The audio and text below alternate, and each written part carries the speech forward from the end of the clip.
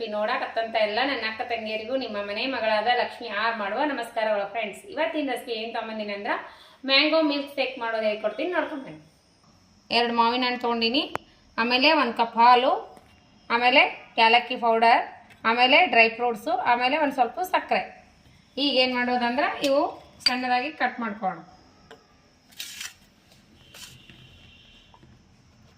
ಯಾವ ಮಾವಿನಕಾಯಿದು ನಡೀತದೆ ಹಣ್ಣದಾಗಿರುವಂಥವು.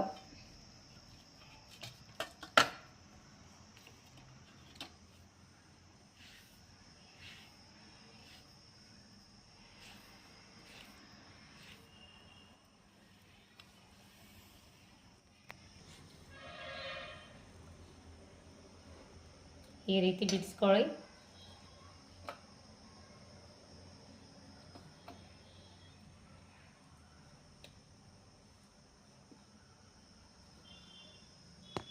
ಹಾಕಿವಲ್ಲ, ಇವಾಗ ಏನು ಮಾಡೋಣ ಅಂದ್ರೆ ಸ್ವಲ್ಪ ಹಾಲು ಹಾಕ್ಕೊಂಡು ಸ್ವಲ್ಪ ಗಿರ್ರ ಅನ್ಸ್ಕೊಂಡು ಆಮೇಲೆ ಮತ್ತೆ ಹಾಲು ಹಾಕೋಣ.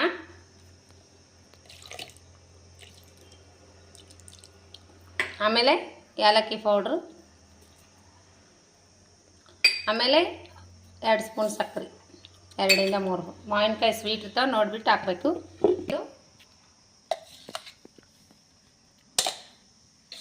ಮ್ಯಾಂಗೋ ಮಿಲ್ಕ್ ಶೇಕ್ ಸೂಪರ್ ಅಂದ್ರೆ ಸೂಪರ್, ಮನೆಯಲ್ಲೇ ಅಗದಿ ಸುಲಭವಾಗಿ ಮಾಡಿಕೊಳ್ಳುವಂಥ ಮಿಲ್ಕ್ ಶೇಕ್ ಹೇಳ್ಕೊಟ್ಟಿನಿ. ಮಕ್ಕಳು ತುಂಬಾ ಇಷ್ಟಪಡ್ತಾರೆ. ಮನೆಯ ಮ್ಯಾಂಗೋ ಇದ್ದು ಅಂದ್ರೆ ಮಾಡಿಕೊಡ್ರಿ. ಈ ರೀತಿ ಮಸ್ತ್ ಅಂದ್ರೆ ಮಸ್ತ್ ಅದ. ನಮ್ಮ ಮಕ್ಕಳಿಗೆ ಡ್ರೈ ಫ್ರೂಟ್ ಸ್ವಲ್ಪ ಬೇಕಂದ್ರೆ ಸ್ವಲ್ಪ ಹಾಕಿನಿ, ನಿಮ್ಗೆ ಜಾಸ್ತಿ ಬೇಕಾದ್ರೆ ಜಾಸ್ತಿನೂ ಹಾಕೋಬಹುದು.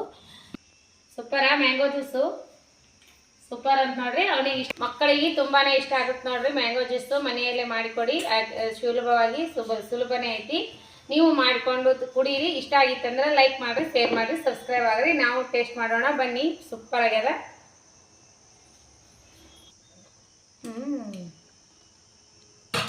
ಸೂಪರ್ ಆಗ್ತದೆ ನೋಡ್ರಿ. ಅಗದಿ ಮನೆಯಲ್ಲೇ ಸುಲಭವಾಗಿ ಮಾಡಿಕೊಡ್ರಿ. ಶುದ್ಧವಾದ ಮಾವಿನ ಹಣ್ಣು ಮನೆಯಲ್ಲೇ ಕ್ಲೀನಾಗೆ.